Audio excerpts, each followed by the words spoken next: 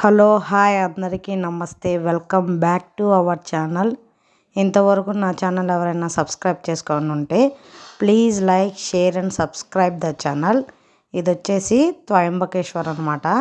Back side నుంచి అన్నిట మనకైతే shops ఉంటాయి. అలా కొంచెం ముందుకెళ్ళామంటే మెయిన్ ఎంట్రన్స్ రూట్ వస్తుంది అనమాట. ఇది మెయిన్ ఎంట్రన్స్ అనమాట. ఇక్కడ మనకైతే గ్రీన్ కలర్లో వాళ్ళ చేతుల్లో ఆవుకి మేత అమ్ముతున్నారు. ఆ కట్ట వచ్చేసి 10 రూపాయలు అనమాట. ఈ లైన్ మొత్తం అయితే షాప్స్ ఉంటాయి. మెయిన్ ఇక్కడ కిస్మిస్ ఎక్కువ దొరుకుతుంది, చాలా తక్కువ రేటుకి కూడా దొరుకుతుంది. సండే అయ్యేసరికి ఈరోజైతే చాలా రష్గా ఉంది టెంపుల్.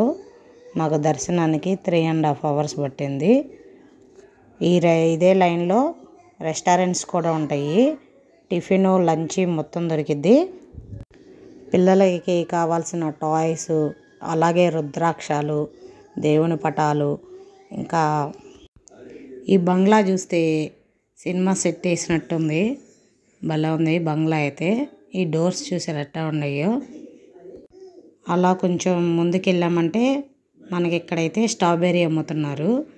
ఆమె అయితే స్ట్రాబెర్రీ అమ్ముతుంది. చాలా ఫ్రెష్గా ఉన్నాయి స్ట్రాబెర్రీలు అయితే. దాని పక్కన వచ్చేసి ఆ స్ట్రాబెర్రీ పక్కనే అంజీరా కూడా ఉంది. ఇది వచ్చేసి మనకి ప్రసాదం అన్నమాట, దేవుని ప్రసాదము. కోవా అమ్ముతారు ఇక్కడ. కోవా వచ్చేసి చాలా స్పెషల్ అనమాట.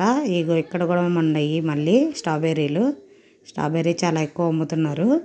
ఇదొక హోటల్ అనమాట. ఇక్కడ మనకి టిఫిన్ లంచ్ దొరికింది. అలా కొంచెం ముందుకెళ్ళామంటే మెయిన్ ఎంట్రన్స్ వచ్చి ఇదేనమాట. ఆ కనిపించేదే ఎంట్రన్స్. ఆ ఎంట్రన్స్ లోపలికి వెళ్ళిపోయామంటే టెంపుల్ ఉంటుంది. యాక్చువల్లీ ఈ ఎంట్రన్స్కి ఆపోజిట్లోనే ఒకప్పుడు స్పెషల్ దర్శనం టికెట్స్ ఇచ్చేవాళ్ళు, కానీ ఇప్పుడు దాన్ని వేరే చోటకి మార్చేశారు. ఇక్కడ ఒక పెద్ద చెట్టు ఉంది. దాని వెనకే మనకి కోనేరు ఉందన్నమాట. చాలా పెద్ద కోనేరు. చుట్టూ దానికి శివలింగాలు ఉన్నాయి. శివలింగాలకైతే పూజలు చేస్తున్నారు.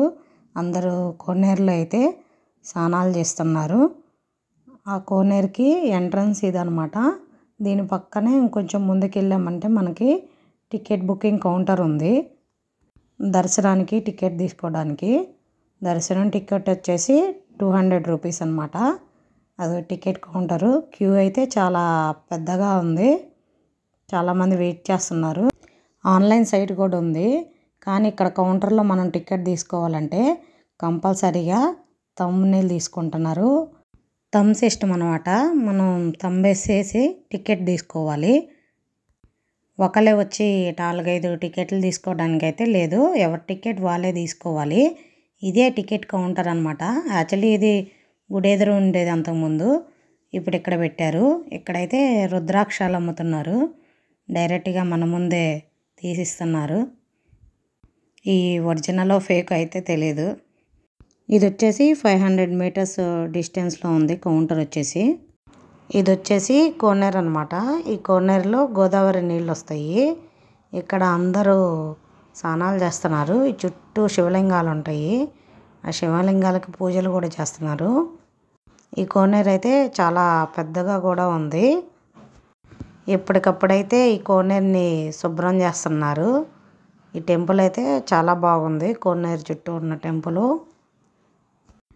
ఇదిగో ఇక్కడైతే పూజలు కూడా చేస్తున్నారు. ఇక్కడ ఒక హనుమాన్ విగ్రహం కూడా ఉందన్నమాట. హనుమాన్ విగ్రహం కనిపిస్తుందా? ఇక్కడ హనుమాన్ విగ్రహం ఎదురే నంది విగ్రహం ఉంది. ఇక్కడ పూజలు కూడా చేస్తున్నారు. ఆ చుట్టుపక్కనే పెద్ద దీపారాధన స్టాండ్ కూడా ఉంది. అక్కడ అందరూ పూజలు చేస్తున్నారు. నేనైతే టికెట్ తీసేసుకొని లోపలికి వచ్చేసాను. లోపలైతే చాలా పెద్ద క్యూ ఉందన్నమాట. చాలామంది వెయిట్ చేస్తున్నారు. పిల్లలైతే గోల చేస్తున్నారు.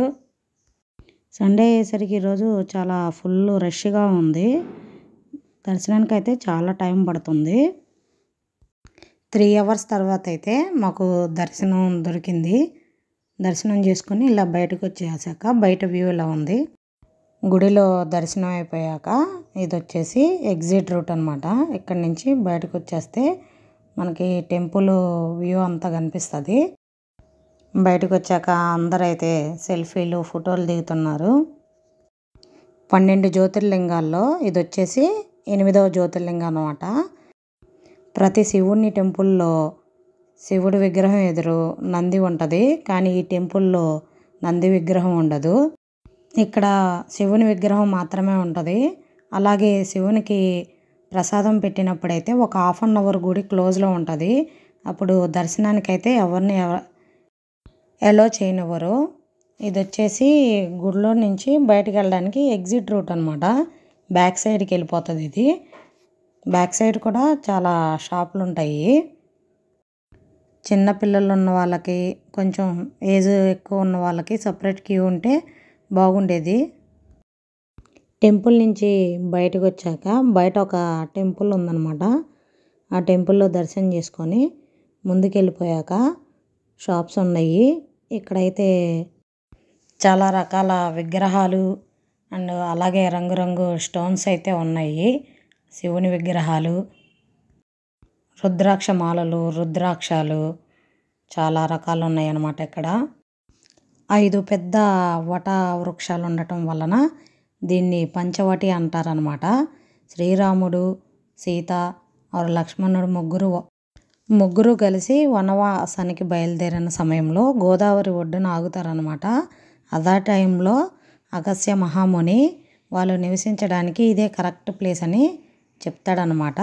దానివల్ల ఇక్కడ పర్ణశాలను నిర్మించారు శ్రీరాముడు. దీనినే 3 నదుల కలయిక అని కూడా అంటారు. 3 నదుల నీరు కలుస్తాయి అన్నమాట. ఇక్కడ చాలామంది వచ్చేసి స్నానాలు చేస్తారు. ఏదన్నా దోషాలు ఉంటే పోతాయని చాలా గట్టిగా నమ్ముతారనమాట. దీనికి బ్యాక్ సైడే సీత గుహ కూడా ఉంటుంది అనమాట. ఇక్కడ నుంచి ఒక 500 మీటర్స్ వెళ్ళామంటే ఆ సీత నివసించిన గృహ కూడా ఉంటుంది.